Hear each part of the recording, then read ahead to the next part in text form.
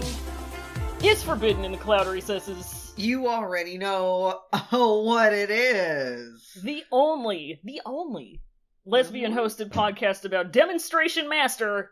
I'm Roy, aka Shi Chen Chong. Wow! Bold. And I'm Fallon, aka, wow, the fucking readout on that. Whew. And I'm Fallon, aka the Yeeling 10-time mound. Yeah!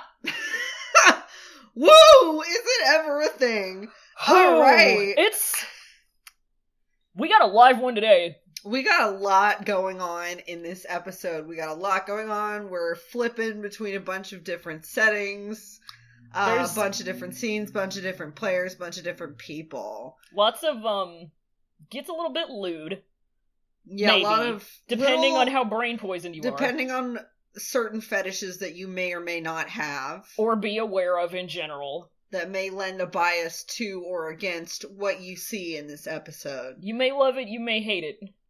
Personally, I love it. But that's just me. Hey, before we get into the episode, we don't have any news, really, but I have been I've been very online this week. More online than usual. I will say, before that, there is news, but it's basically that they're going to release a new piece of art or concept art for the Donghua until we get a release date. Oh, I love that. Okay. So that's the little bit of news. But anyway, please continue. Oh, and we got a release date for the next Cornetto ad. But not for the Donghua. We literally called it, y'all. We called it. We got psychic. A release date for the Cornetto ad before we got a release date for the fucking second season. I had just posted this episode, and then some hours later, there was an infographic up that said, July 16th, get your ass ready. It's time for another ice cream ad. And we said, okay. I'm fucking dead inside, but I'm so ready for it. Thank you, Mr. Penguin. But to get to the real shit of it, I've been very online. If you follow me on my regular Twitter, which is @SemperFunny, I got kind of mad online last night or the night before about cop AUs, which we spent a little bit of time last week getting mad about.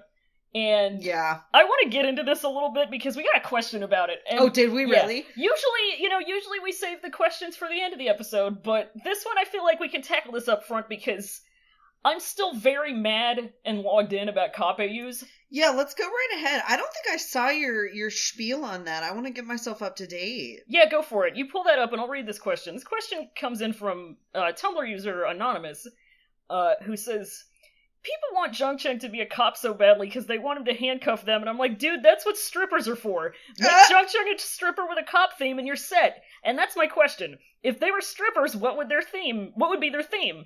We can get to that at the end of the episode. Yes. But how are we feeling about this theory? Because I had one of our friends had another theory about cop AUs, which I think is worth remarking on. But as a big ol' online leftist, I'm not a big fan of them. The thing with cops is that all of them are bad. And not only that, but the establishment of a police force, especially the kind of police force that they have in overly developed countries like America, is hopelessly corrupt.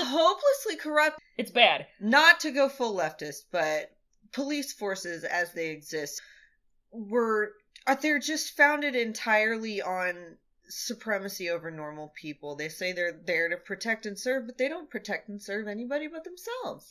You hate it. And there are so many other better options. Yeah, available. For AUs. I don't feel and just in real life. Yeah, I don't feel like calling anybody out. That's not my intention. No. And my intention also is to not be super political because I was just on Henry Kinster's Pokemon Going to Die last night, and I spent a lot of time being political on that. Yeah. So I'd rather try to be funny about this. Yeah. As funny as you can be when talking about how cops fucking suck ass. It's fair. And should be taken down uniformly. Absolutely abolished. Not a threat, just an opinion. But, there are so many things that you could do. And this fandom just fucking loves cop AUs. This fandom loves Kapeyus. I don't understand. I see so many every day. There's so many Kapeyus. Why Kapeyus when you could do, like, a firefighter AU? Firefighters are great.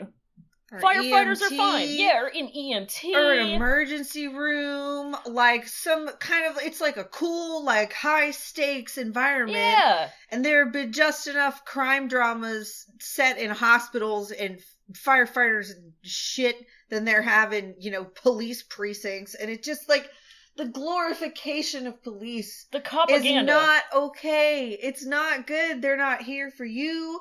And if you're so bent on crime fighting, come up with a superhero AU. Give him cool powers. That is so much cooler than just giving him a fucking gun. Yesterday, a cop got acquitted of shooting an unarmed man with a gun that said, "You're fucked" on it. We don't need cop AUs, people. I'm so tired. It's 2019 and I'm tired. I need a nap. And the reason I'm bringing this up now is not just because I'm online and tired. It's also because this episode in particular reminded me that this entire series is about going up against fascism. Yeah. At this point, can you please not undermine the whole point? I'm begging you. I am begging you to come up with an AU that isn't a cop AU. There are so fucking many cop AUs. We don't need any more. I'm so tired. Shut up with the cop AUs. People are Please. so horny for cop AUs, and it makes me so upset. I'm so tired. I'm so bored. You want to make Jung Chung like a badass fighter, make him into like a cool like martial arts movie star or some shit with a bullwhip. Like that'd be leagues more interesting than making him a fucking cop. Why? Have him teach Taekwondo. Look at cool Taekwondo juju teacher fucking cool Taekwondo juju. So Jong Won-yin. That's what he deserves. He deserves so much better. And what he does not deserve is to be made into a pig and forced to go against all of his own principles that he stated very clearly in this episode. He would not be a cop. Thank you. So, people, I'm not trying to tell you that you're a bad person if you've written a cop AU in the past. I'm not trying to call you a bad person if you're sitting there thinking about writing a cop AU or if you're in the middle of doing one right now. I'm not trying to do that because probably, like, I'm 100%, I feel like it's just a lot of uncritical thinking, you know? It is. I'm just saying, think a little bit. This shit does not exist in a vacuum. Yeah. I need you to think a little harder about that. Yeah. I really need you to think harder about that. This has been a PSA. Let's move on to the Donghua. How about it? And real quick, if you're saying to yourself, well, I'm making them good cops, I regret to inform you that there's no such thing as a good cop. The establishment currently in place does not have an environment that allows for good apples. Yeah. It's all bad apples. Cops, bad. Let's talk about anime. So, episode 13, Fatal Position. AKA Blood Ocean starring Death Clock. Jesus. For real! Like, that was all I could think of later on in the episode. You know when it happens, it's just, how long have we been floating in this blood ocean? I wonder how many drops of blood there are in this blood ocean. So we're in Yiling. And Zhang Cheng is like, so this is where Baoshan Sanran lives, huh? And Wei Shan tells him to, keep walking and put the blindfold on. Yeah, he's like, they get to like a crossroads. Meet me at the crossroads. And he stops him and he tells Zhang Cheng that he can't accompany him any further. And also that JC has to be blindfolded. Good luck, bro. Yeah. So he hands him a good old walking stick. Yep. And he tells him not to take the blindfold off Never matter take what. The blindfold off. Never. Because it would be breaking the taboo and insulting Shizu and Shibo, which I think are... I don't know who he's referring to. Just like the general masters of cultivation? Yeah, just like the general other cultivators that study under Baoshan Sanran. Okay. So don't take the blindfold off ever, or you'll make everybody mad. Mm-hmm. And Zhang Cheng, he just looks incredibly sad. Like, he's still got that dead fish kind of look. He looks, like, confused to me. He's like, alright. But he doesn't protest, and he doesn't even speak up, like, not even once during Wei Ying's whole spiel. He just agrees to it pretty wordlessly. He's so desperate. It's unsurprising, considering how important this is to him, and also how, like, extreme dissociation boy he still is. Oh, yeah. So Wei Wuxian tells him to go up and he tells him to say that he's the son of Sangsei Sanren. Yeah, and never reveal his true identity. Yeah, and he'll just be chilling at the bottom of the mountain when he gets back, sitting down, clicking like. Yep. And he walks away, goes to sit down, shoot the shit in a meadow. Should we talk about what's actually happening here? Because I feel like we can if we're like, hey, skip ahead, because we're going to talk about spoilers, but it's, like, extremely not made clear if you're a show-only consumer. Yeah, I think this next scene, it becomes pretty clear, but it's also, like, there's a lot that remains super unanswered in the show, and I don't know whether they're gonna get to it in the second season. Yeah, because they don't reveal it until the very, very end. Oh, yeah. Okay, folks, it's Roy in Post coming at you just to say if you want to skip through the spoiler and not get a big thing revealed to you, skip ahead about exactly 2 minutes after this little PSA is done, and you'll be good to go. All right, see ya. For novel readers only. Yeah. Beep, beep, beep, beep, beep, beep, beep. Novel readers only. Beep, beep, beep, beep, beep, beep, beep, beep. Spoilered ahead. So, this scene... Yeah, so what had happened was that Wei Ying donated his cultivation organ to Zhangcheng. Yeah. And I'm a little bit unclear, like, I don't remember if the show is, like, doing it kind of out of order, or if I was never super clear to begin with, but... I wasn't really clear either, to be fair to you. I think they might be messing with the timeline a little bit. Yeah, they're either messing with the timeline or I know they're obviously they're messing with Zhangcheng's memory or consciousness or whatever, because they've got him under magic sedation, basically. Yeah. Basically what's going on is Wenqing is like she's doing this procedure where she's extracting Wei Ying's golden core and putting it into Zhangcheng. And they're sending him up the mountain as, like, a ruse so that he doesn't find out that this is happening, because it's going to make him the angriest he could possibly be. Oh, yeah, he would never forgive Wei Wuxian. Never. Oh, yeah, no, yeah, he would not, yeah. So that's what's happening. I think in the book, isn't there someone who disguises themselves as Baoshan Sanren? Yeah, Wenqing. Well, okay, yeah. Mm-hmm. And that's basically how they get through it. And yeah, I'm pretty sure they're like messing with his memories or something. Yeah. But yeah, Wei Ying is now coreless. Yeah, he had himself a little corectomy. Yeah, he had a corectomy. Yeah, so now he's kind of a normie right now. Yeah, kind of having a normal one. Yeah. For now. Yeah, when you think about it. So spoiler minute done. So Wei Ying is sitting down on some rocks, and he's playing with some other rocks with a stick. Yeah, it's his favorite thing to do. He loves doing riveting this. shit. He loves playing with rocks. He fucking loves playing with dirt. This is like the third time he's done it. He is a child. He's just a nasty little dirty boy. He's a nasty dirty boy, and he's so easily amused, and he will try and find anything to keep his attention. Yeah, and then but then some scary theremin starts to play. Yeah, some bushes rattle, and he gets the very anime haunted face. Yeah, he gets the spooky face. And wouldn't you know it, he's looking all around, but he doesn't anticipate it coming from above, and it's the core melting hand. Uh-oh! And he slams that cool flaming core melting hand into Wei Wuxian's chest, but yeah, nothing happens. Weird, nothing happens. Yeah, he just looks confused as Wei Wuxian he's only pushed backwards by the hit. And he's like, what the hell? And then...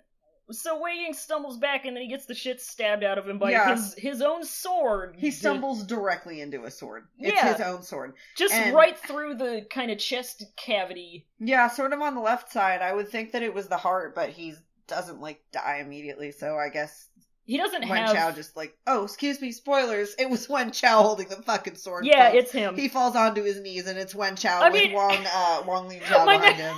My next note after he gets stabbed by the sword is, you know who the fuck it is. You already know who the fuck it is. Yeah, so he goes down, and Wen Chao is like, get up, swagger some more. Aren't you good at swaggering around? And kicks him. Where's your swag at? Yeah, why aren't you being swaggy? You're so good at it. It's 2012. Why aren't you playing Flogging Molly's Swagger? Oh God. 2000, I think, is when that album came out. And he kicks him in the ribs, and he's like, how dare you for being so cocky? Is that what the translation says? Yeah. I'm into it. I love it. First of all, how dare you? First of all. Wang Lingjiao pipes up, as usual, to get Wen Chao to cut off Wei Wuxian's hand, because he still owes us an arm. Yeah, and then, it cuts over to Wen Zhulu, and he's looking at his hand, and he's like, what the hell just happened? And he's mad about it. He's literally, the lady slowly going through math equations thing. And Wen Chao is like, no, that'd still be letting him off too easy. As if he hadn't just run an entire sword through Wei Wuxian's whole ass chest. Like, the whole thing. And fucking, Wen Chao is like, we're gonna break his meridians first. And, as I understand it, the meridians, MXTX usually refer to, it's the pathways in your body that you channel your spiritual energy to. So if you break it's your cultivation vessels. You can't use the cultivation vessels. Yeah. And then he says they are gonna melt his core to, make him scream like that bastard Zhang Chong did right before. I don't like front of me. The wording of that. Yeah. Not one fucking bit. It's real bad. Then he does the cool, lifting injured protagonist by the collar thing, and Wei Wuxian spits a lot of blood into his face. It fucking rules. It's hard of core. And then, Wen Chao has, baby face in this shot. Why? He's like, ew, what? He's like, and Wei Wuxian is bring it on, fucker, better kill me in one shot. The more brutal, the better. Give me that resentful energy, Wen Chad. I'm finna haunt your ass. Oh, yeah, torture me to death if you dare. On God, you better believe after I go, I'm gonna haunt all your asses to death. And Wen Chao's like, oh, you wanna be a ghost? Alright, and slaps him, and... he goes down again, spits some more blood. Alright, tough guy, let's fucking go. And he spits up some blood, and Wen Chao does a Studio Shaft head tilt. Yeah.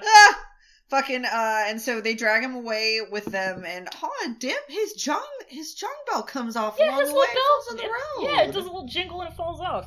Yeah. So that's that scene. And then there's... Oh yeah, and Wen Chao steps on it as they're leaving. Fuck him. Yeah, fuck that guy. So fuck you. And next then, scene is him directly getting forced onto the ground via a foot to his face. Well, there's a little establishing shot of some spooky clouds. Oh yeah. And then we're in Jim Henson's The Dark Crystal. Yeah. And we're in the Yiling burial mounds. Yeah, he gets foot-faced. It's Spocky. He keeps calling him Wei Ying, and it makes me so uncomfortable. Fuck this guy. But anyway, Wen Chao is like, check out all these bad vibes. You know where we are? That's right. We're in a Walmart parking lot. Jesus the worst Christ. place in the world. Just kidding. They are in the Yiling burial mounds. They managed to find the only flat surface. Because, all of the, topography here are these, weird curved, Nightmare Before Christmas hills. It looks like the Forbidden Lands or whatever from The Lion King. Yeah! Mostly just, curvy spikes of rock that look like ribs. Yeah. And they're on a plateau around this huge steep drop into many very sharp spires of rocks. They're on a funny butte. A funny hub, but... Yeah. This place is haunted and evil as fuck.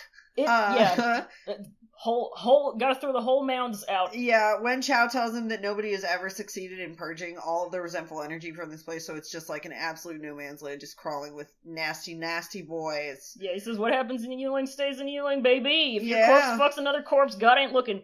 Yeah, it's gone. He shoves his face in the ground and keeps his boot there. Dude. Yeah. The fact that Wei Ying is still alive right now... I'm speechless. How much blood has he lost? He has to have, your chest doesn't just close up, especially given that he's, It was a through-and-through wound. It went straight through him and then back. It went clean through and back. So... He's got, well, the thing is, there's a little thing we like to call a protagonist halo. Oh, you know what? Yeah, you're right. Never mind. Okay, so let's move on. Yeah, there you go. That explains pretty much everything that you need to know. Yeah. So, he's like, nobody who enters this place will ever come out, and Wei Ying will never get out of here either. And he just pushes him off the edge. Yeah, by the drags him to fucking the edge. head. Yep, chucks him off, and he does an evil laugh. Yeah, and the there's evil birds, villainy laugh. And the scene's over. Yep. And then we go back to the little, like, clearing at the bottom of the mountain where Wei Ying had been hanging around, and we hear somebody walking around, and there's a trail of blood leading up to the bell, and hey, guess what? It's Lan Wangji! Lan Wangji is here, and He's he here! finds the Zhang bell on the ground, and he picks it up, and an aide tells him the tea from the local village. Yeah. The villagers saw two people who were probably Wei Ying and Zhang Chang, but they've looked everywhere, and them boys are gone. Yeah, they're gone. And then the emotional music plays, and Lan Wangji gives us a very good, sad Wei Ying. A squeeze and a tremble before he tucks it into his robes. Yeah. And then our famous narrator is back. Yeah, a little our narrator recap. who we know from so many episodes. Why is that? Whatever, it's funny. Yeah, it's our extremely familiar narrator that just kind of happens. Yeah. So it's a little recap with like footage of blood rolling down, I think, the stairs of the Nightless City, like a fun, critically acclaimed Stanley Kubrick classic The Shining kind of vibe. Yeah, nice cool metaphorical shot. Yeah, you know, like The Shining. Yeah, like a funny Shining. Yeah, then blood soaks a whole huge map of the cultivation world, and a voice, yeah, the Wen's hubris will be their downfall, or whatever. Qishan Wen clan's flames of arrogance burned even brighter. And then we're in Jin Guangshan's orgy tent. Yeah, I hate this fucker. His cool, sexy paradise where nothing is ever wrong, surrounded by beautiful women, being pampered, and then some rando just has to run up and disturb him. And he's so put out about it. He's so mad that he has to take 2 seconds out of his busy pipe laying schedule to do his actual job. I know. I bet this asshole isn't even good at fucking. He's like a 2-pump chump, I'm pretty sure. God. Yeah. And he's like, it's so long trying to persuade us to join the campaign against the Wens again. Like, yeah, like... Fucking retweet to punch this man, please. He's like... Press P to punch. He's like, listen, I told you if Lan Shiren calls me again about taking direct action, just let it go to voicemail. Turns out... Just tell him I'm not here. Literally. Fucking, turns out the Lans aren't doing that. But a Wen messenger is here, and they're gonna set up a supervisory office right there at Golden Carp Tower, and also they need all of the tower's shield formations, and all the good treasure in 5 days. Better fork over all their shit or the Jin's asses or grass.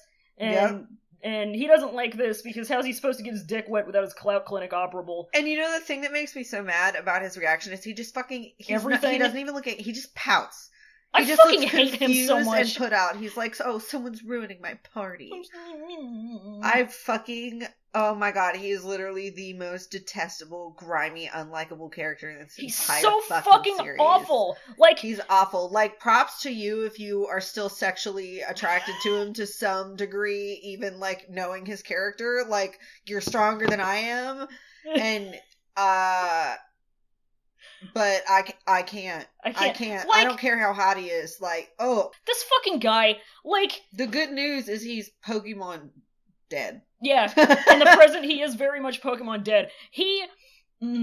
Like, we said in our fun little meta episode, and I said in the episode where he showed up for the first time, that there's some evil, awful people in the series. Some terrible people. Everyone bad. Unnamed 1, bad. Unnamed number 2, bad. Missing finger 1. Yeah, Fingy Boy, bad. But this one is the only one who does the one thing that I will not ever forgive a person for. And I'm not going to say what it is, because we already talked about cops, and I'm not looking to get even more serious on my podcast tonight. Mm-hmm. Just know, I'm very glad that he's Pokemon dead. So that's that scene. Alright, next up is a waterfall on the outskirts of Gusu, and the lovely sound of a Gucci. Yeah, and my next note is, oh no, this scene, ... So we're at the Gusu borders. There's some little neon green bubbles floating in the air. Little glowing blobs. Yeah, little blobs. That's a good way to put it. Yeah, and they float out to the little Zhang bell, which is resting on a rock next to where your boy Lan Wangji is playing Inquiry. Yeah, he's playing the Song of Inquiry, which is what we say when we ask for questions every time, which questions. If you got them, you can send them to Cloud Races as a positive Tumblr I ask. Really, a little early for that, Slugger. No. And so the bubbles turn into like a big wispy, misty thing. It's like watery sounding flames. Yeah. But blue and glowy. Yeah, and one little bubble comes up and plucks one of the strings, and he doesn't like that. Yeah, he looks really concerned, and then he, like, gasps and looks at somebody in lawn robes coming towards him. And we fucking stand! It's Launchie-chan! He's back! He's back, baby! He's like, what's good? He's like, hope you've been well, which is a hell of a first thing to say to somebody who hasn't seen or heard from you in months. Yeah! He's just here, and he's like, I heard you playing Inquiry, I knew it was you, bruh. Sucks the dead soul bubbles don't have any news about your boy, though. Yeah, he was like, turns out, like, Lan Wangji had been bumping that song, and he heard it from, like, a ways away. He was like, oh, I know that's my bro. I know that mix from anywhere. Inquiry bass boost. Yeah, and fucking, the aide speaks up, and he's like, that's weird. We already found John Chong, but we still don't know whether, the Wens got Wei Ying's ass or not. Yeah. And the fucking other guy in the back, this guy is just, like, holding the Gucci and, like, looking like a third wheel. He's the professional Gucci holder. And, Lan Wangji has been astral projecting and, like, spirit searching his gay little heart out, but he still hasn't found anything or heard anything. He's been playing, quote-unquote, day and night, asking the living and the dead, because he's extremely not gay, and very not in homosexual love with the male of Wei Ying. No, not at all. No, he's just, you know... He's just so concerned for his good friend. His good friend and boy. So he's like... well, whether he's dead or alive, there should be news, so what the fuck? And then he swipes some bubbles away, and Launchie-chan just, like, hypes him up for a minute. Yeah. It's so good, and... Don't stress, Wangji! Yeah. Like, Wei Wuxian's a talented boy! He's a good young man and smart. Heaven will bless him. Yeah! And I'm just... Lan Wangji in this shot is so beautiful! He's a good boy. Even when he's sad, like, his big soulful eyes. I know, he's got his big baby eyes. And his cute pink, like, bunny nose, and his handsome baby eyebrows. Wow. I love every inch of this man. What a baby, man. Shi-chan is like, anyway, I heard about that direct action thing. How's unionizing going? And Wangji's like, well, people are still hesitant because we'll probably all die. Yeah, he's like, Shi-chan is like, how's that going? He's like, bad. Yeah. And Shi-chan's like, that's understandable, my dude. The Wens are like the blazing sun. Not everybody's gonna have the balls to stand up to that, but with the day must come the night. And then the moonlight comes up, and it shines... Huh? I don't know why I'm giving him like a Keanu Reeves vibe, but I'm gonna roll with it. Oh my god, what a good claim, though! Shi-chan is Keanu Reeves now. Wow! Wow, Bill and Ted, but it's Bill and Shi-chan. Well, Shi-chan is definitely Ted, but I will say that Neo from The Matrix is Lan Wangji. They're two different Keanus. They look the same except one of them smiles. It's canon. Oh my god. But yeah, the moonlight comes up and the clouds part and it shines down and Shi-chan has a million fucking dudes behind him and it rules. Yeah, it's awesome. It's so good. And then we're in the cloud recesses and all the sect leaders are here to record the pilot episode of When Ruohan is Pokemon Going to Die. And Lan Qiren is like, I've had it up to here with this shit, how about you? And of course, Jin Guangchang is like, well, it just wouldn't be prudent to launch an attack right now. He uses the word inappropriate. Like, yeah! You know what's actually inappropriate about this situation? Your ass! Jagus! The fact that you can't stop licking the blood off a boot that kicked thousands of people to death. That's what's inappropriate. I know, he's like, well, they're kicking everybody's asses, but they haven't kicked ours yet, so it's impossible to say whether they're bad or not. And somebody's like, yeah, this is the perfect time to negotiate. Yeah, like some fucking idiot. It cuts outside for a second, and Lan Qiren is walking up with, like, a mysterious cloaked figure in capitals. And Jin Guangchang is like, He's like, if we attack, I might never get to suck Wenron's dick. And then some other sect leader is like, we gotta negotiate. We gotta negotiate. And Chiron's like, bitch, negotiate where? Before or after they take all our defensive formations and weapons? What? Chiron is so good in this episode. He's mad as fuck. He's so good. And now, my big husband is back. Zaddy pipes up. Oh god, he's back. My fucking husband, Nie Mingjue, he is over in one side of the room, just taking up so much space. Yeah. He's fucking massive. He's fucking gigantic. And he's so mad. And he's like, fuck yeah, dude. It makes the exact point that to this day nobody fucking wants to make.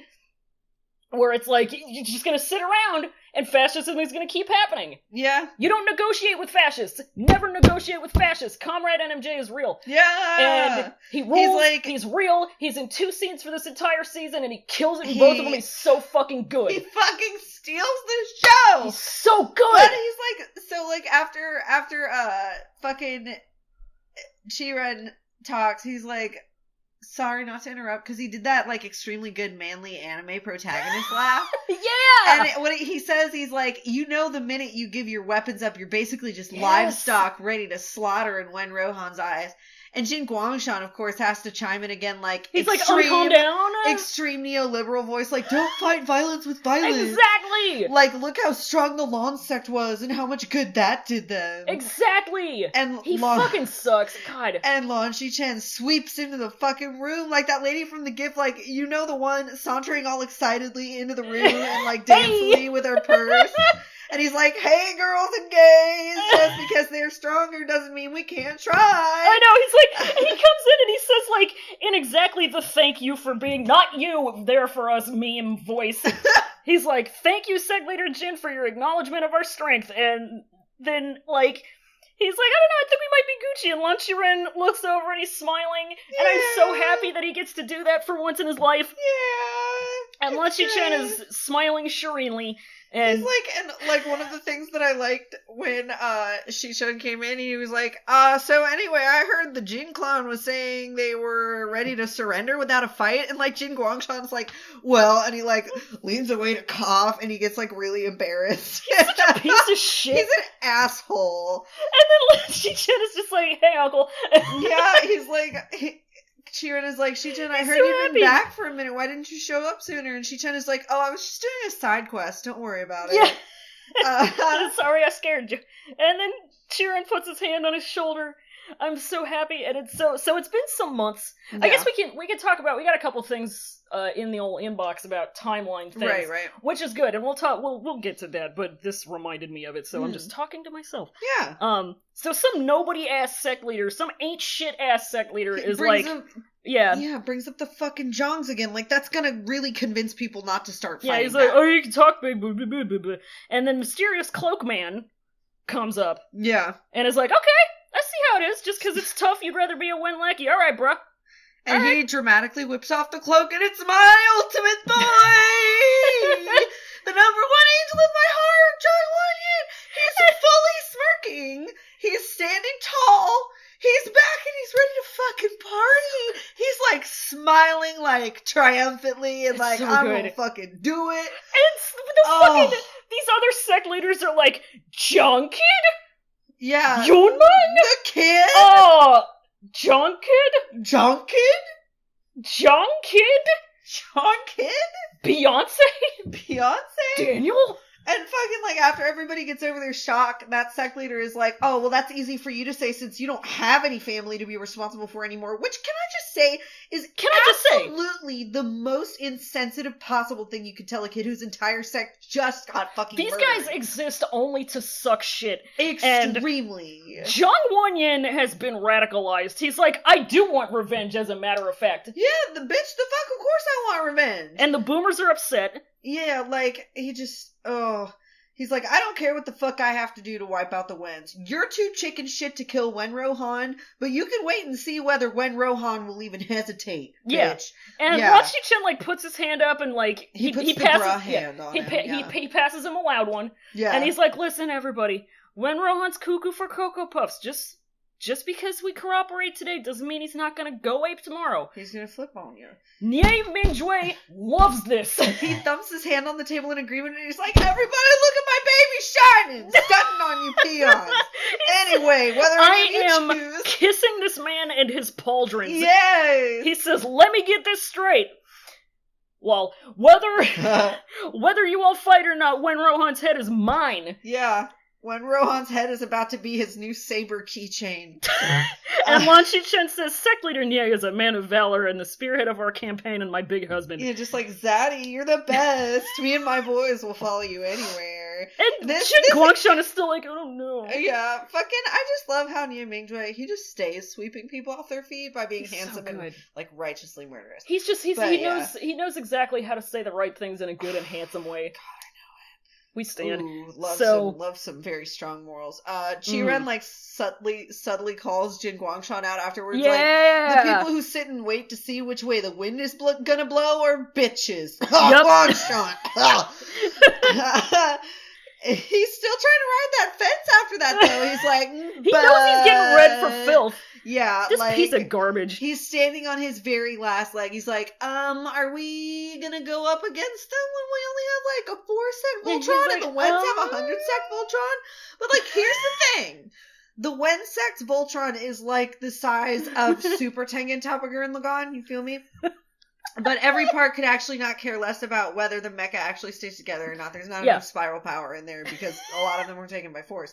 The plan is to persuade the sects that were forced into submission to betray the Wens and join their side, instead to grow their numbers, and Jin Guangshan is like, who would even do that? It's so dangerous. And Lan Shichen just smiles politely again and is like, take a look, fuckwad. Like a go fuck yourself smile. It's so good. Yeah. And there's just a million fucking sect leaders and they all come up and start talking about their shit. And I was like, oh yeah, the Ouyongs are here. Yeah, it turns out Lan Shichen's side quest was gathering recruits. So now here's all these people he saved who are ready to fight the Wens. Yep, these guys are ready to murder and whips ass. And Lan Shichen just like looks at everybody like, what the fuck is up, gamers? Yeah, and Lan Shichen, he like smiles at Jin Guangshan again sagely and bows and he goes, you got any other smart shit you want to say?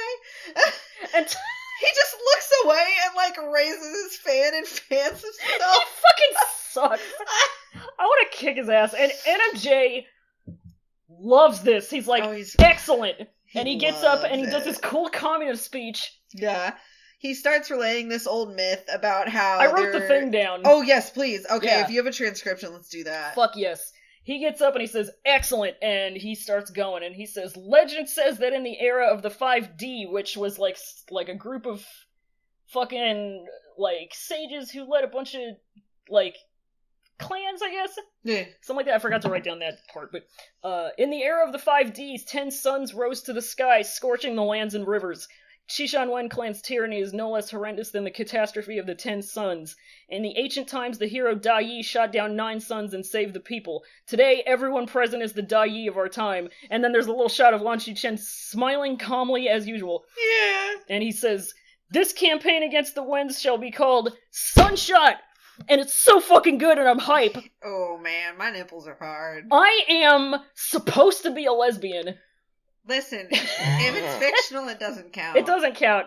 And he smiles, and he's so handsome. He's so handsome, and his hair is so beautifully rendered in this. Like, he's just got these gigantic fucking pauldrons, so his head looks just tiny. He's so big. It's great. And he puts his cup up in the air, and there's the sun shining up there, and it's so good. Through the hole in the cloud recesses roof. I'm like, get your direct action, baby. I'm so proud of you. So, I love you. After that, back to the burial mound. Yeah, back to the nasty corpse yard. The baby boy survived the fall, but now he's having to crawl across the ground floor of this haunted ass place and getting ravaged by all this resentful energy. Wei Wuxian will not die. He's a fucking cockroach, dude. There's like creepy whispers, and he's crawling around, and the ground is all nasty. Yeah. And then there's like big tentacles. There's definitely tentacles, folks. Tentacles. It's tentacles. Dark, smoky. It's like Reaper tentacles. I hate that I just made that connection, but like, if you know, you know. You feel me? Smoky tentacles. Alright? Not that... I've consumed that kind of content. I'm a good person. And I'm normal.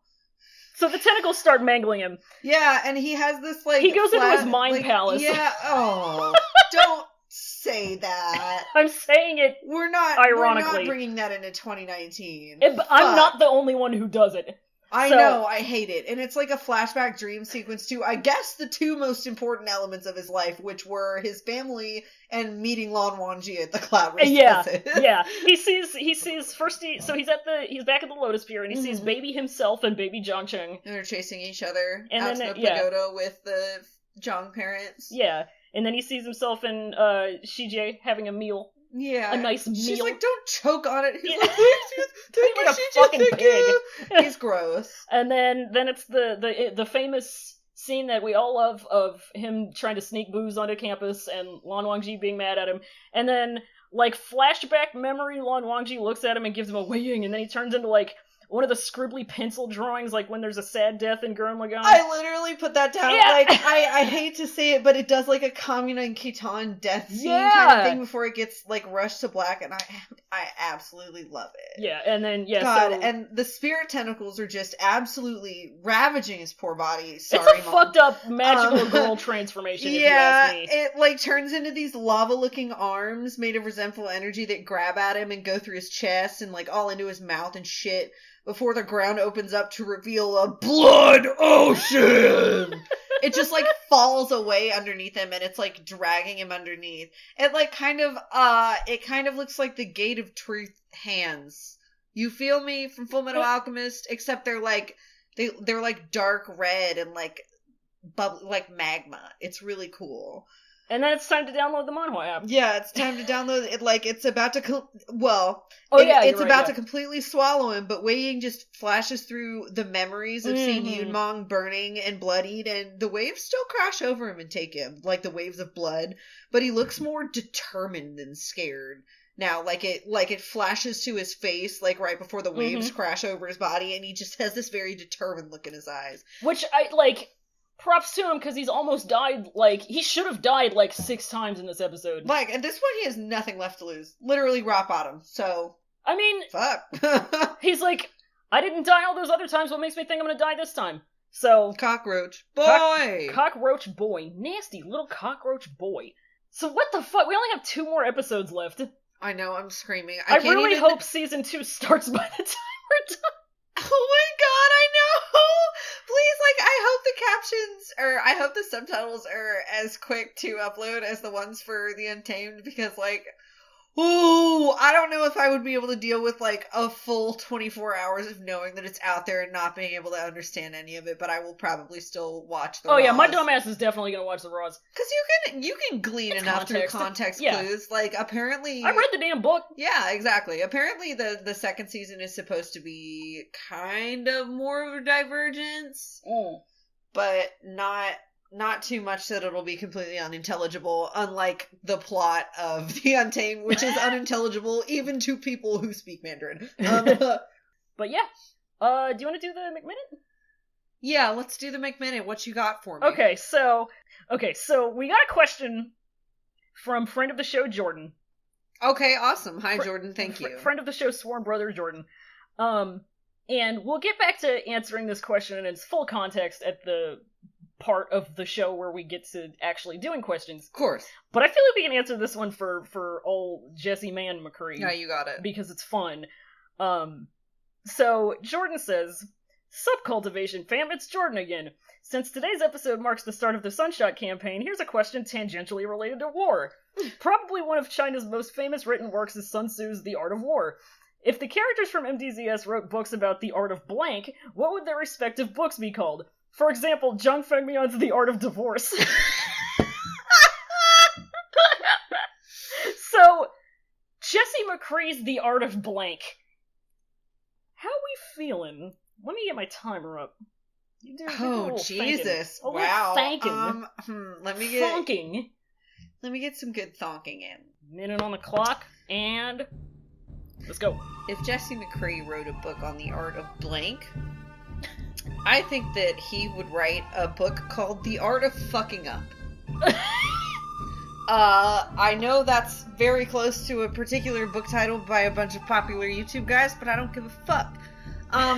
Because in his life, Jesse McCree has fucked up a lot. He's fucked up more than he's won, and he's made a lot more mistakes than he's made good decisions, and that's led to him being the kind of person that he is. And he is the kind of character who has learned from all of these mistakes, and they've either made him a better person or given him debilitating PTSD that keeps him up at night, and that's a mood. Turned him into depressed peanut butter boy. But also gave him some good lessons, you know? And I think that if he were to impart any wisdom, it would be on how to learn from fucking up. I love that. He's very valid. He's my favorite boy. He's good.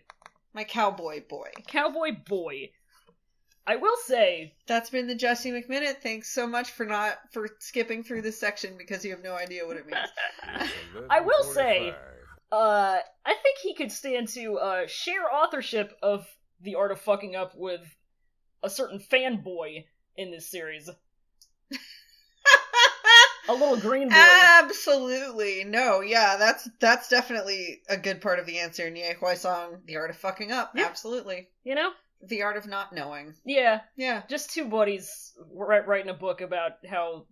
The Art of Cluelessness. How about that for him? Yeah, you like that? Yeah. Awesome. I love that. All right, so what are we doing now? Questions? We're doing the Google Translate Essence Collection. Oh God, let's do the Google Translate Essence Collection. Everybody's favorite. So I have 3 of them this week.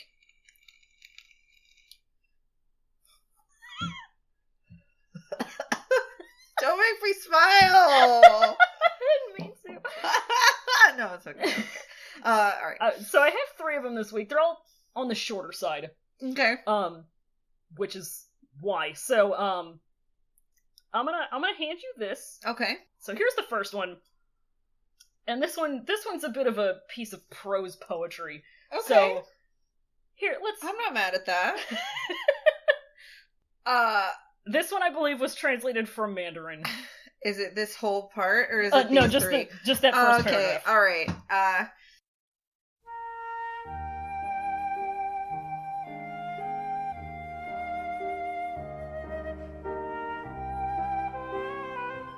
I don't say resentment.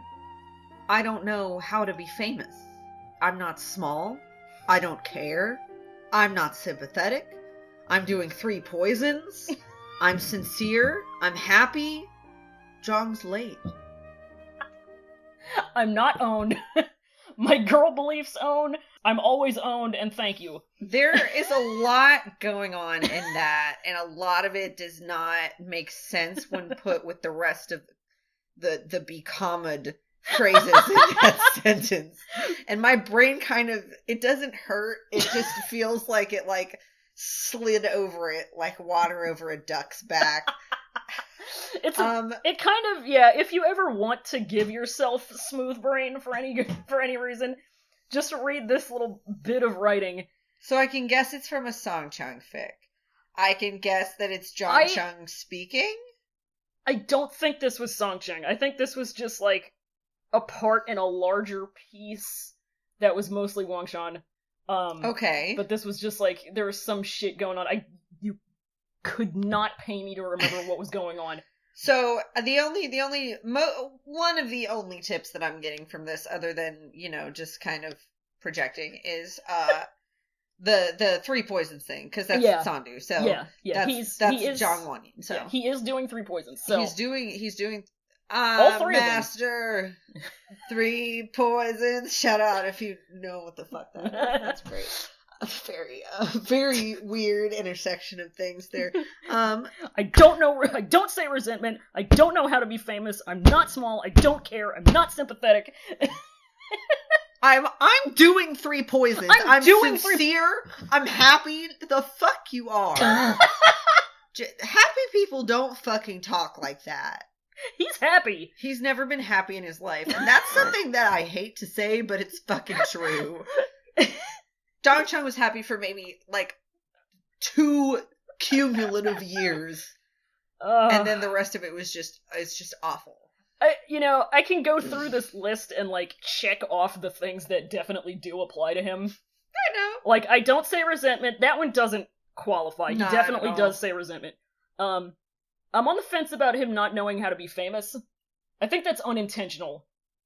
He just doesn't deal well with it. He's shy. Yeah. He's not small. We know this. Oh, boy. He does care. He may not like it, but he does care. He says he doesn't care, but he cares. Yeah. That's very true to his character, I feel. Yeah, so love that. He's definitely not sympathetic. No. We are sympathetic towards him. But he is not sympathetic towards other people unless it's his nephew. Yeah, you got it. Got it in one. He is doing 3 poisons. Yeah. He's definitely sincere. He's not happy. No. Is John late, though?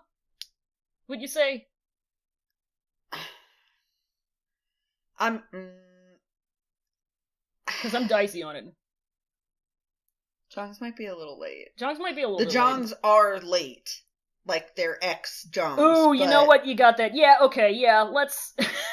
okay, so that, yeah, mystery moving solved. right along. Moving on. To the second one. This one's a hell of a... This one was also translated from Mandarin. I think this is like... This was something from a longer thing. But it was like... So what I run into a lot on AO3 is, like, Chinese authors who, like, I think aren't super sure how AO3 works. Because, like, there's been, like, a big migration of Chinese authors moving to AO3 from, like, Chinese platforms. Yeah, because of the lack of censorship. Yeah. And so what I see a lot of the time is, like, individual chapters will be uploaded, like, separately from each other. So I'll, like, click on one thing and it'll be, like, chapter 13. And I'm like, okay, of what? But I think this is one of those, so I'm not, like... The context on this is, like, extremely spotty. Okay. But I think it's from one of those, but, like, I like, all I remember is that it's from, like, a low point. Like, basically something like what we saw in this episode was happening. But this is... We'll find out. We'll figure it out. Yeah, we'll figure it out. One Hao squats in the ground. Christine, respectfully respected. Father, these treasures... The baby does not dare to dispose of it, only have to hand it over to you. Okay, the burning question at the top of my mind is, who is Christine respectfully? Because Christine and respectfully are both, like, proper noun capitalized. Who is so Christine respectfully, living up to her name, respected. So we gotta keep in mind, this is Christine respectfully speaking. Father, these treasures... The baby does not dare to dispose of it, only have to hand it over to you. And it's got a bunch of ellipses after it, like a bunch. There's like 10 of them. Yeah, it's got 1, 2, 3, 4, 5, 6, 7, 8 of them. Eight ellipses after that. So that's, they're feeling some kind of way about it. Yeah, Christine respectfully is on some shit. The baby. That makes me think that it's Wei referring to himself in a respectful kind of way. Okay, it's either that or if we're dropping the Christine respectfully gimmick, which pains me to do. Yeah. But if we're dropping that, one of the few things I could glean from this scene is that it's Wen Xiao talking to Wen Ruohan. Okay. So I could see this as him being, like, referring to himself, like, in, like, a, I'm trying to talk to somebody who is of a much higher status than myself. Yeah. So he's calling himself the baby. God! Oh, I hope so. That's fucking hilarious. This baby does not dare trespass. That's just how I'm gonna refer to myself when I want to make a good impression on people. Because that's gonna work. When you talk to your mom to ask her for some money for something. Can this baby have $100 for a windshield replacement, please? The baby doesn't want to impose, but they really need this money. That's how you win them over. We're teaching life skills on this podcast. So I think we got... That's one of Wei Wuxian's prime hook and tactics. That is true. That's how he gets all of the men, by just being fucking pathetic. The baby. The baby. I mean, I love him so much. We do know that Shan Shan is 3 years old. Shan Shan is 3 already. Yeah. Is the thing. Yeah. So the third one, I don't think we have to spend too much time analyzing this one. Don't need to dissect it too much. Don't need to dissect it. Okay. Don't remember what's going on in this one. That's okay. I don't even remember. This one might have been translated from Russian. Oh, fun. New spicy kind of flavor. Yeah, but this one, you'll see why I want to read this one out. So let's do it. Okay. Oh, just doing a little pre-read there so I can get the time right. On that day I was playing the battlefield. Didn't you say that the big one in Hwaesong is good?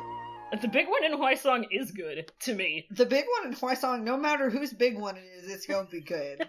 That's what he craves. That's what he said. Wow. So we're just, you know. As it turns out, I was playing the battlefield, and the big one in Hwaesong actually is real good. It's real good. It's literature, It's good. so. Cool, I love that. It's definitely literature. It's literature. Hwaesong is separated into 2 words as well, which is really funny to me for some reason. That happens so fucking much. I never see his name, translated literally, but I do see it separated into 2 different words, on the regular.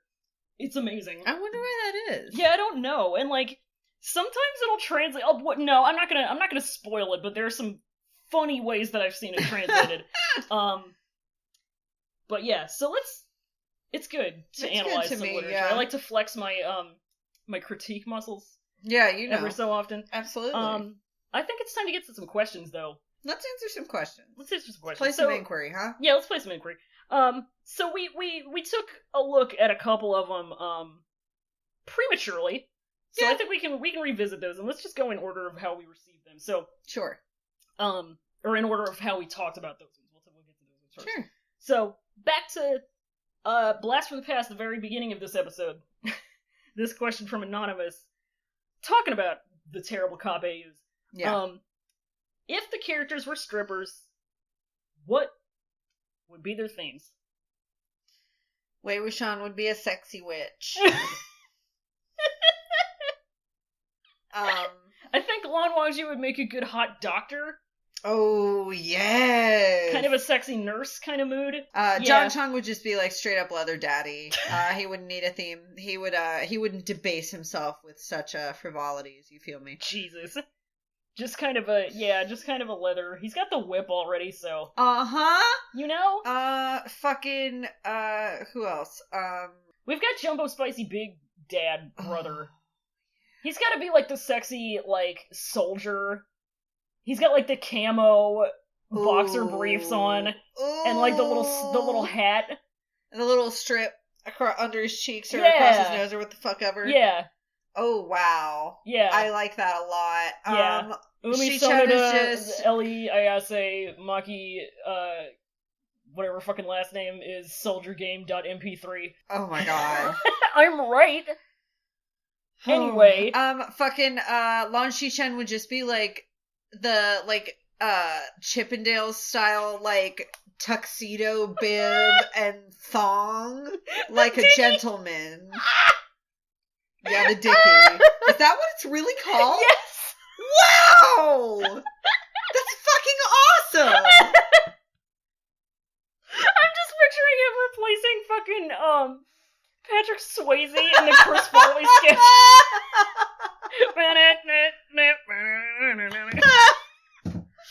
Wow. Wow! Okay. Thank you, Anonymous. I think we reached the funniest we're gonna get with that one. It's so good. Everything's forbidden in class recesses. Jesus. Wow. What would Hwaesong be? Oh, fuck. He doesn't know. He lets somebody else that he's working with pick something for him, and he just goes out and is like, alright, I'm doing it. I'm going for it, I guess. He's a sexy Playboy bunny. Yeah! Jin Zixuan. He would do it for extra spending money in college. He does it for the love of the art. Oh my god, I love that! He does it for the love of the art. So, in that for the love of the art of stripping. he would probably dress himself up as, like, some kind of Roman king or something, in, like, the tunic. Something... He's got a sexy toga. Yeah, something refined. Sexy. With Sexy the little Caesar. laurels. Sexy Caesar?!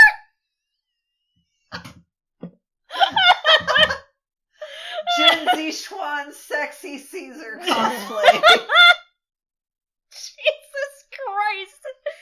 God almighty, I hate Good that. Fucking God. All right, what's next on the platter for us here? Oh God. All right, let's go back to sworn brother of the show, Jordan. Yes, please. The Art of War. Yes. The Art of Blank. I mean, Wei Yin kind of ends up writing his own collection of the art of necromancy. Yeah, that's so. Let's talk reincarnated Wei Wuxian. Would Okay. it be the art of sticking? Art of being sticky?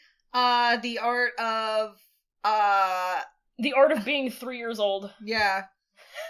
The art of age regression. The art of the protagonist halo. Yeah. Yeah. Oh Yeah. man. You know? Yeah. Yeah. What about The art of breaking Lan Wangji's The Art of Breaking Bathtubs. Jesus? Also, The Art of Hope would be Lan Wangji's. Yeah, let's do that. That's corny enough. Yeah. Lan Shichen is the art of weed. Yeah, obviously. What's Zhangcheng? He's your boy. The art of mad. The Art of The art of online. That's mine. Yeah. He's just The Art of Vengeance. I like that. The Art of Mad. The art of mad is Nie Mingjue. Yeah. Yeah, unfortunately. Yeah, that's true. Nie Huaisang is the art of, what did I say? Well, we already talked about the art of fucking up, The Art co-authored of by him and Jepsen McCree. Cluelessness. Yeah. Or something, yeah. Yeah. The art of, I don't know.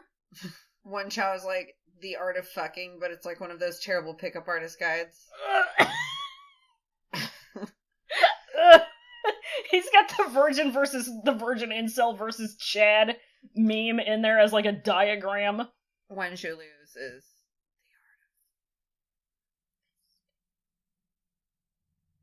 Let's move to our next question. okay. Okay, so this is also from Anonymous. I think most of these are from Anonymous, which I love. I love know. it to me. So many cool random people coming up. I appreciate that. I think love it's that. neat. Hello, all of you Anonymouses. I love you. So this Anonymous says, MDZS, but every time Zhangcheng says Wei Wuxian shoots back with, don't you mean Wei Shishong? Wow! Yeah, fucking absolutely. That's how it should be, but Zhangcheng has no respect for anyone but his sister. Yeah. I genuinely wish that I could have heard this Zhangcheng say Wei Shishong. I think that would be adorable. I don't know whether he says it in the Untamed, but they're like on super way better good terms at this point, or at the point after this in the Untamed. As far as I can tell from the timeline, I haven't been able to keep up with the episode updates because they go too fast for me, and oh god, it's so overwhelming. And I just like it hurts my heart to relive it, you know, but I need to. But I think they're a lot closer. I can't remember. I know somebody calls him that, but I don't remember. I know their rest in peace, their little Zhang friends did. Yeah. Because he was so much older than them. Super for funny. most of them. Yeah. Oh my god, that's such a good concept, though. I'm like picturing Zhangcheng it. would beat his ass. I'm picturing it like he says that, Wei Wuxian says that, and then Zhangcheng just like keeps going on. He like looks at him for a second, and then he just keeps going with whatever it is. Dead fish eyes. Just Yeah. like after a couple years, he knows not to give him the pleasure of a response. Oh yeah. Because I feel like that's what Wei Wuxian is in it for with anybody. Mhm. It's just like the pleasure of like getting a rise out of somebody is what he's after. Absolutely. All right, this next one comes in from friend of the show Sarah McCostumes, who says, "Got this episode mixed up with episode 12, so I resubmit last week's questions. Okay. What was the point in watching the donghua that made you go completely, entirely apeshit for this series? Trips down memory lane. Wei Wuxian crying on the donkey in the second episode. And Long Wangji just being like, let him cry all he wants. Drag him in after he's done. I was like, wow. I feel like this is going to be really good. Oh.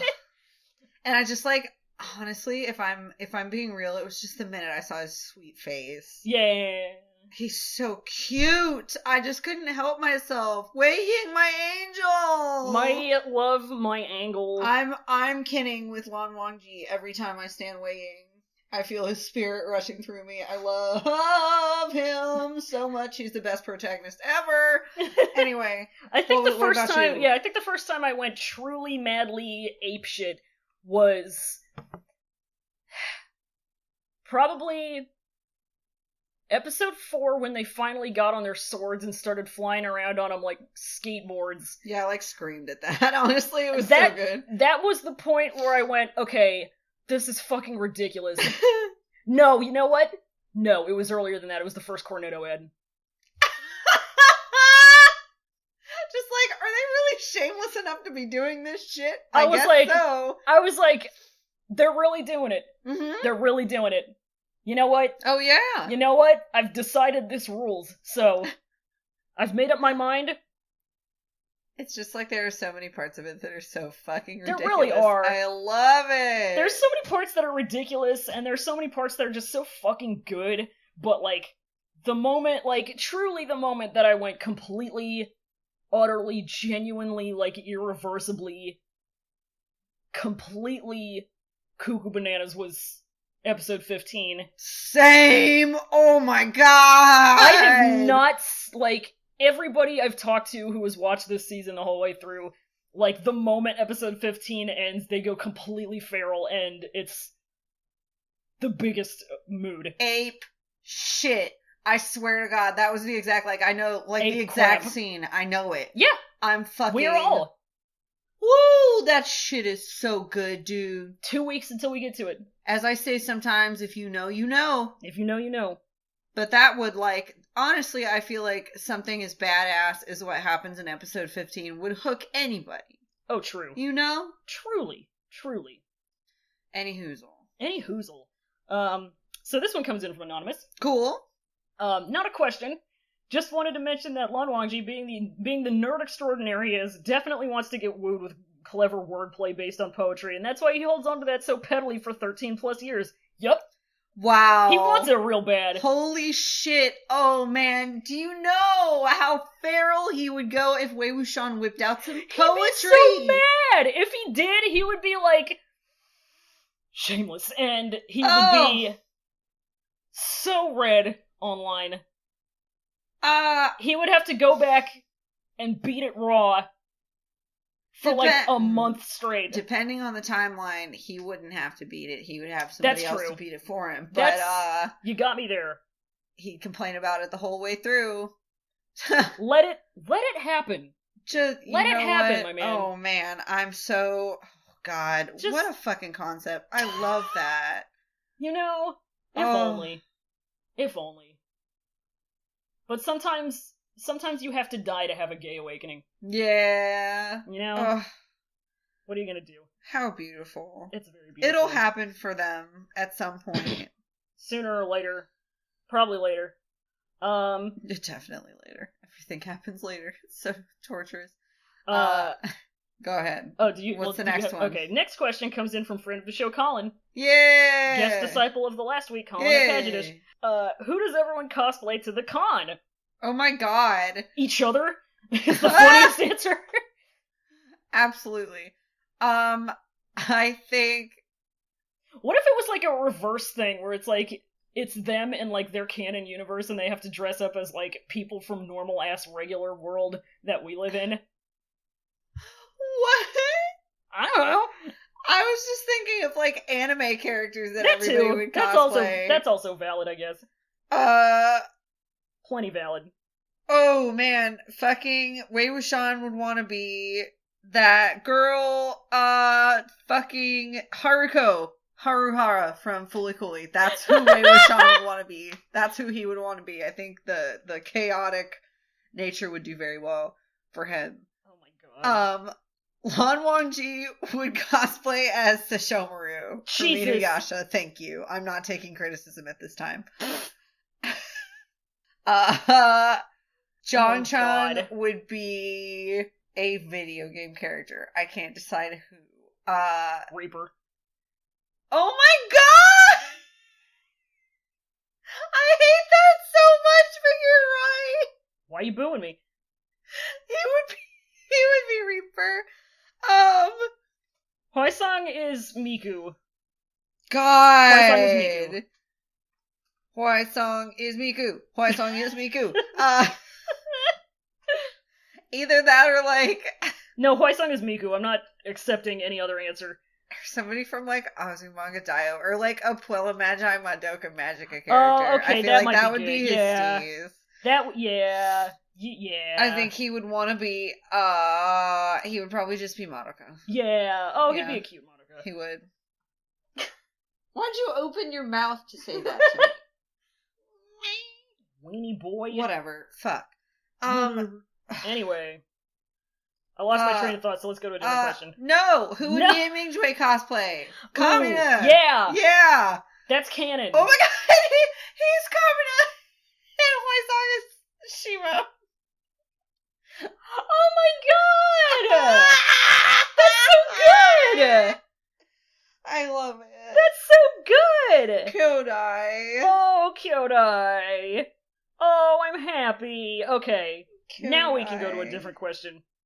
What about Lan Chen? Oh. Actually, he doesn't watch anime because he doesn't watch TV, so that's a Yeah. no question. Well, he doesn't watch anime because he's one of the few people who, like, isn't really aware of what it is. I feel like he's just one of those people who, like, he just doesn't pay attention to that part of the world. He hasn't been tainted by He anime. spends most of his time meditating and reading books about the stock market. Yeah, he would see Miku and go, "Oh, what a cute cartoon." Pretty much. Yeah. He doesn't know it. He's too pure of heart. On the other hand, I think that he might be one of those people who secretly logs like 6 hours a day in like Final Fantasy 14. Because he thinks it's cool. Him coming to a con cosplaying his own character is very sweet and cute to me. Yeah, he probably does that. I like the idea of all of them being in a guild together. That would be fun. Anyway, I don't know enough about any game. The only game I know anything about is Pokemon, and then like That's okay. I don't really know much either. I just know, like, a couple of my friends play it, and whenever I go over to their house, they're like, he, like, has it on the screen, and he's just, like, running through the daily raids, and I just get to watch, like, the complete overload of information hitting the screen several hundred times a second, it feels like. There's just so much shit going on. But, like, I know about the guilds, I know that there are a bunch of different classes of things that you can be, and that there are races, and you can be bunny people, but the bunny people can't be boys. And Yeah, I I know think that. that's bullshit. and then there are lion people or something, and they can't be girls, right? It's like, fucking, like, goblin people. Or they go. I don't know what like they are. big. I know they're big. And I want to make a big one that's a lady, because that's my steez. Next question? Yeah, next question. Next question. This one's from Anonymous. Yay! And I'm gonna say, we have one from Scout, but I'm gonna save that for another time because there's a lot of questions. So, yeah, honestly, we got a lot of questions. Thank you guys so much. Really appreciate it. So, and this one is actually, again, less of a question than a comment, and I appreciate this. I do love questions, comments, and concerns. Yeah. So Anonymous says, a little note, they're not 19 at this point, they're 17-ish. You were correct, I forgot about that. Oh, you right. They were 15 when they were in the cloud recesses. Zhangcheng was there an entire year. The following year was the archery competition. A couple months later, the fall of the Lotus Pier, and Wei Wuxian falling into the burial mounds. TLDR, them babies, them all very small babies. Yeah. It's true. I did forget that because one of the big things is Zhangcheng becoming sect leader and rebuilding his whole sect when he's only 17, baby boy. Oh, yeah. Thank you. I want to thank you guys for keeping us in check with that, because I'm terrible with it. No matter how many times I rewatch a series, I don't have that kind of brain for details. Plus, like, one of the things about this series is that, like, so, fun quotes from our favorite author of MXTX, is that their ages don't matter because they're basically immortal. Yeah. But the thing is, timelines matter to people like me who are pedantic, so... And, like, one of the hardest things is figuring out how long exactly the Sunshot campaign lasted. Like, I know it has to have lasted at least 3 years, because there are, like, time markers before it, and then time markers during it, sort of, and then some after it. But there's still, like, some periods of time that are, like, super fuzzy, so we don't know exactly how long they went on, and I'm confused constantly, and I'm bad at math. Yeah. Period.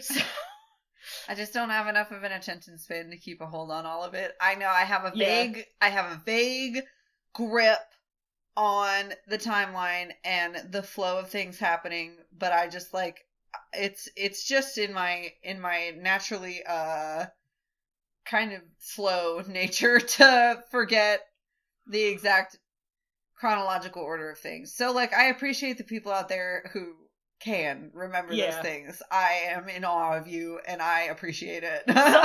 Somebody made, like, oh, bless their heart, they made a timeline of, like, you know, just the order of events, and there were still, like, big periods of time that were like, I think this might have happened at this point, and I'm like, that's how it be, huh? Yeah, really. It's real vague. It's very confusing. I had to go back and read, one chapter in particular a few nights ago because I could not remember for the fucking life of me what order certain things happened in.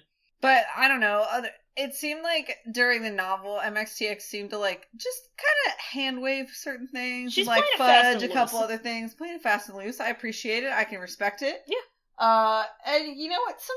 Sometimes things don't need to be elaborated upon, but sometimes they do. And sometimes we are just pedantic. I'm very thorough with all of my writing. Yeah, but that's just me. And some people ain't, and that's just how it be. Yeah. But yeah, thank you, Anonymous. Thank you, everybody who sent in a question. We always appreciate it. Yeah, thank you, guys. And feel free to send in any of your, like, comments or, like, observations or any, like, I don't want to go so far as to say share your headcanons with us and we'll share them on the air, because that would take all day. But you know, if you have any observations or, like, I mean, 90% of our questions are like, what would they be in XAU? And I like that. It's very good and fun. I really like that. That's 90% of our Discord channel, which you can join. Link in the description. Yeah. I just, like, I don't know, speculative stuff. It's fun. Just throw out. I love to throw out some ideas, things you liked about the novel. We could talk about it. Yeah. And if you have questions, I forgot to say up top, if you have questions, you can send them to cloudrecessespod.tumblr.com/ask, or via Twitter at cloudrecesspod. You get one, and it's good. Yeah. Come and interact with us, folks. Yeah, come say hello. Links are always in the description. We're not Wangji. We don't bite. We don't bite. We're nice and cool. No matter how online leftist we are. Yeah, sorry about that spiel in the beginning. Hope that it's okay. I'm gonna cut it down a whole lot. Yeah, woo, woo. I got a little here there. Got a little bit online. Logged in just a little bit. Do you want to do some housekeeping? Clean this bad boy up. Let's do some housekeeping. Yeah. My name is again Felon. I don't know why I said that one more time, but yeah, you can find me on Twitter at America's Borden. America's Borger. America's Borger. You can find me at America's Burden on Twitter. You can also find me at Cool Purple Uncle under screen name Leathertop John Wanyan, which is my MXTX specific side account where I put most of my junk. Gonna try to get myself to get in the mood to start writing and drawing again, which would be nice. I know I said that like a while ago, but it's a work in progress. Anyway, okay, but that might be some content in the future. So cool. And I'm Roy. I am on Twitter at SemperFunny and also at Ewing Hypebeast, which is my MDZS side blog. I usually put some content there. She does every love so to do often. the content. Yeah, and by content I mean actual art and things, and not just my good opinions, which are correct. Yeah, because most of my account is shit posts, but yeah, I mean both of us. Posts. I don't see nothing wrong. We have correct takes, so they're Yeah. basically not shit posts. They're just cool it's posts. Just correct observations that are right and true. I'm cool posting. Thank you to Noisepace.xyz for being our podcast network. Hit them up. Yep, thank you, Matt GameCube Nintendo. Thank you, Matt GameCube Nintendo. Check out some other very good podcasts, such as Henry Kissinger's Pokemon Going to Die, which I was on last night with friend of the show, Sarah, who hopefully will be guesting at some point, who has a couple podcasts of her own, such as Fear Baiting, which is about horror movies, and The Wonder Years, which is about the Animorphs series of books. Fear Baiting rules, Wonder Years rules, and Henry Kissinger's Pokemon Going to Die rules. I spent most of my shift today at work just listening to H-Kip, just catching up. There was like, I got a cameo mention in one of the episodes, and I was so delighted.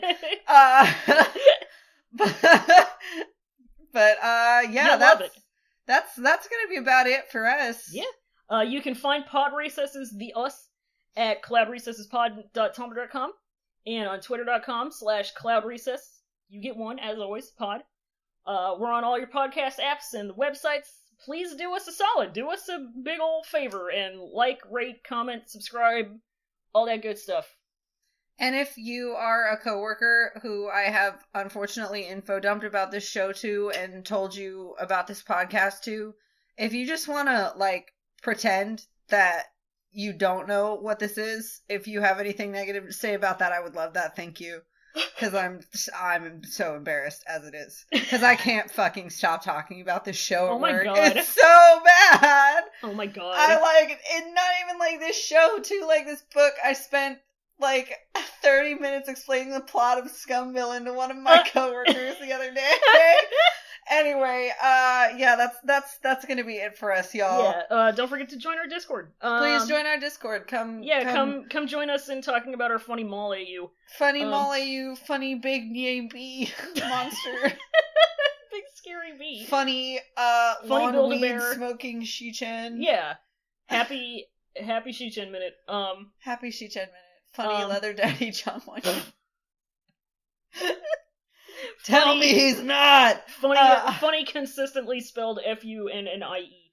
Yeah, exactly. That's the way you're required to spell it legally in this community. But you know what we say at the end of every episode?